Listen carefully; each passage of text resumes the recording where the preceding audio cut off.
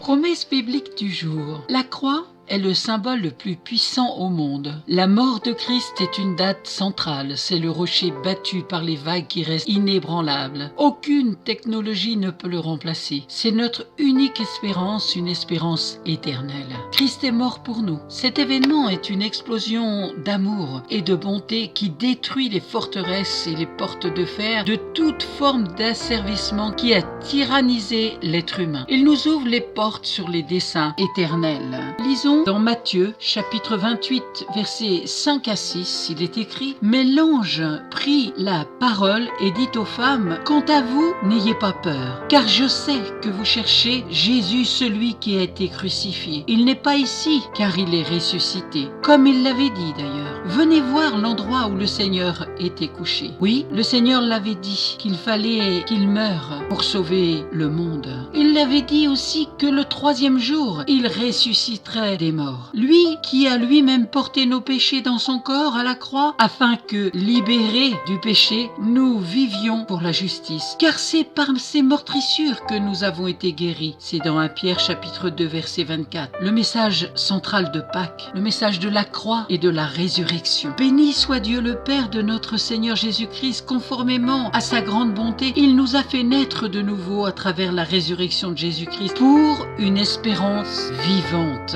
C'est dans 1 Pierre, chapitre 1, verset 3. Jésus lui dit, « C'est moi qui suis la résurrection et la vie. Celui qui croit en moi vivra, même s'il meurt. Et toute personne qui vit et croit en moi ne mourra jamais. » Crois-tu cela? C'est écrit dans Jean, chapitre 11, versets 25 à 26. C'est aussi à travers un homme qu'est venue la résurrection des morts. C'est dans 1 Corinthiens, chapitre 15, verset 21. « Je vous ai transmis tout le message que j'avais, moi aussi, reçu de Christ est mort pour nos péchés, conformément aux Écritures. Il a été enseveli et il est ressuscité le troisième jour, conformément aux Écritures, dans 1 Corinthiens, chapitre 15, versets 3 à 4. Soyez énormément bénis par cette résurrection, que le Saint-Esprit puisse venir vous toucher dans tout votre être entier. Amen. Si vous n'avez pas de Bible, n'hésitez pas à me contacter, je vous en offrirai une. À très bientôt.